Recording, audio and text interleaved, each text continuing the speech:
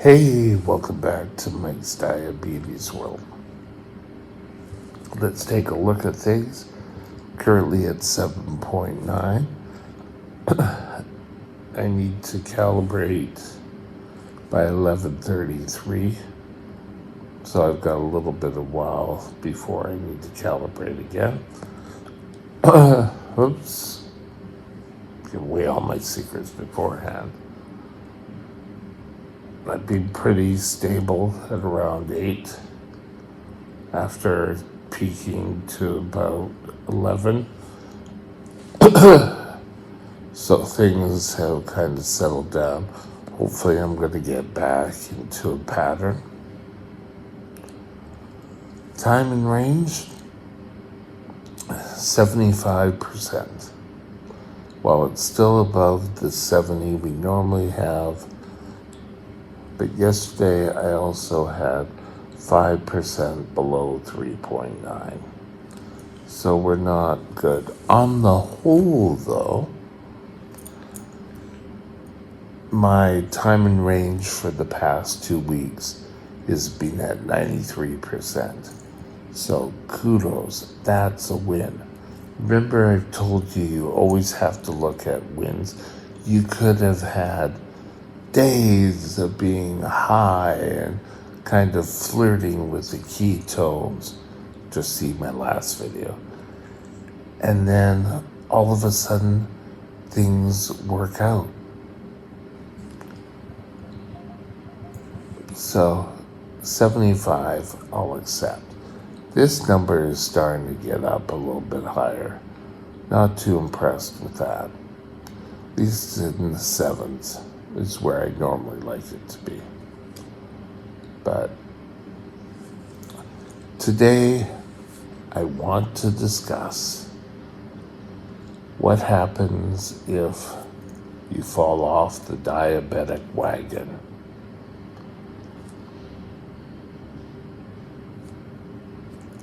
Stay tuned. We'll be right back.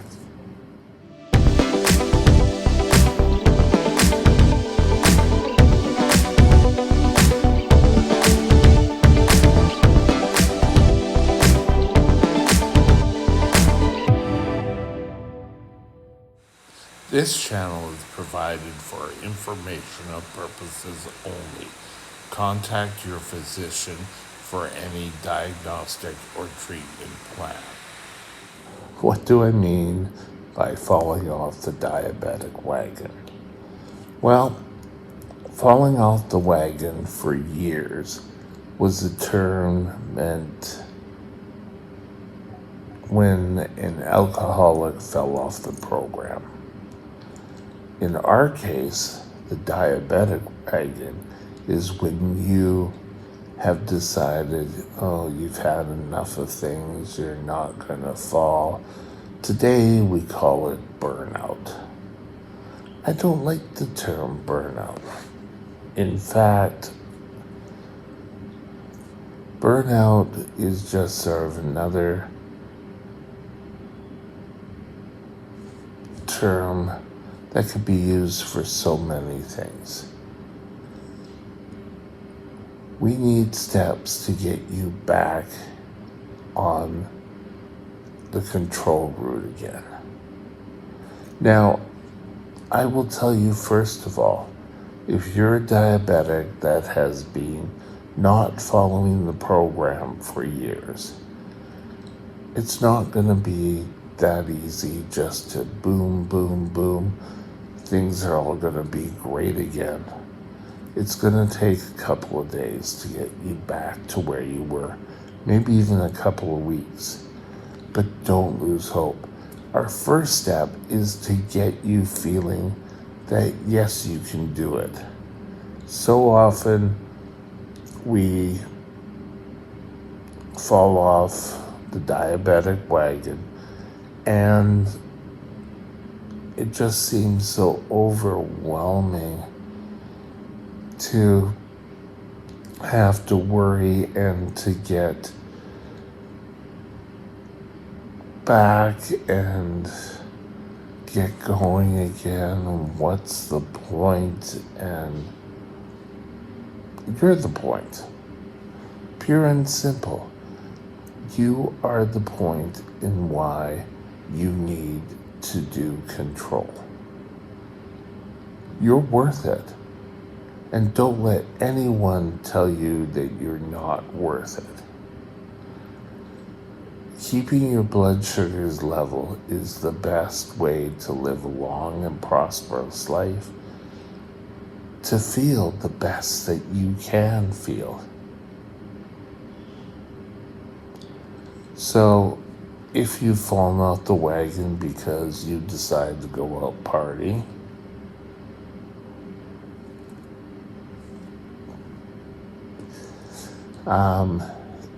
if you decided, oh, well, I'm going to eat whatever I want, that you've just had an in-depth discussion with your doctor, whether in his office or even worse, an emergency ward, saying, things have progressed. You need to start to take control. And maybe it's sunk in. I can tell you for years I had the feeling, oh yeah, I have to take control, I have to do better. That's the whole thing that stuck into my head. And then I got an endocrinologist who was on my case in a positive way. And I started to follow what she was saying. I said, okay, I'll give it a chance. Well, I started to feel better. And as I started to feel better, I did better at work. I did better in relationships. It's amazing how much better you do feel when your blood sugars are lower. And I'm not talking like just above, let's say, 3.12. No, or going to that 4. No, I'm talking about anywhere from 6 to 8 in that category. You will feel better. Now, what can we do to get you to that category? First of all, if you're feeling that you're not with it, well, we need with it in the sense that it's too overwhelming. There are agencies out there to help. There are where I live in British Columbia, there are a number of diabetes centers. All major hospitals have it. Diabetes is a major epidemic out there.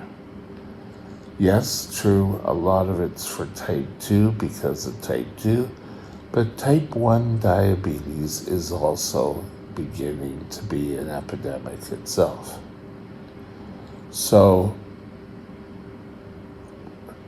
you need to break down the stereotypes of what makes it so difficult for you.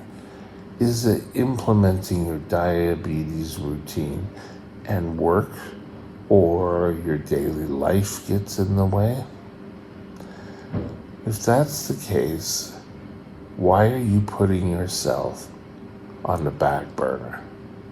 Because that's basically what you're doing.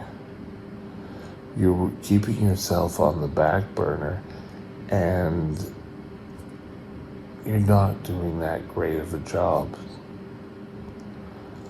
So put yourself first and foremost. I've talked about coming up with a regime that you can follow.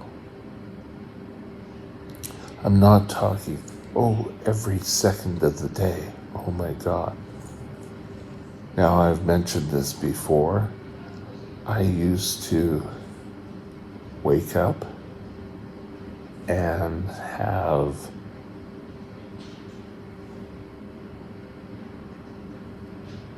a low blood sugar at night, and one day I woke up and said, okay, I'm going to follow what the doctor said. It was an easy road for me. But that was me. That doesn't mean it won't be an easy road for you. Some people just slap back in and, oh yes, and all of a sudden the next day their blood sugars are back and everything's wonderful. Well, that's how it was for me in the 20s. But now, things are much different. If I have problems with blood sugar, it usually takes a couple of days of monitoring and watching and seeing what my body's doing with different amounts of insulin. Taking control of your body is the first real step. And this thing up here can be your worst enemy. Thinking, oh, I can't do it. Oh, it's so hard. Oh, we're not going to do it. I firmly believe that you have to keep thinking in a positive manner.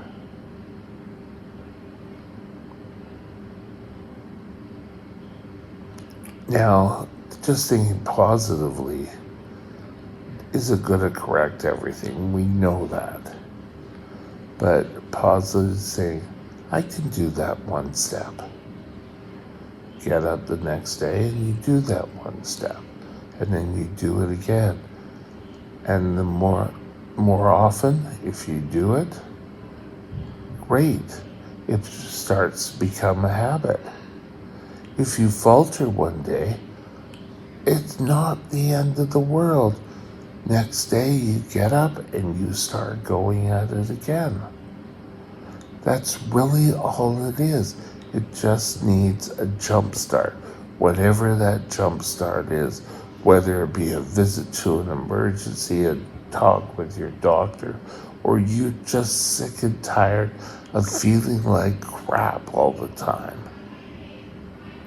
You need to be aware and you need to take control of your health for you, not for your parents, not for anyone else. You need to control it for you. Start small. Start by saying, okay, I will try to do my blood test 4 times a day. I don't like the word try. That's just a way to offer a scapegoat. I will. Next day, you do 3 out of the 4. That doesn't mean you can't do it. That means you messed up once. At least you've probably done 3 more blood sugars than you've done in days before. You're a winner. Don't second guess. Don't put your diabetes on the back burner. Get out there. Solve any issues that stand in your way. Number 1, up here. You can do this. Start believing that you can do it. Never doubt yourself when it comes to blood sugars. Have I pepped it up enough? I hope so. Get out there, do your best. And with that, have a great day, and we'll revisit this a little bit later on. I'll talk to you later. Bye now. My email is mikesdiabetesworld@gmail.com. mikesdiabetesworld@gmail.com.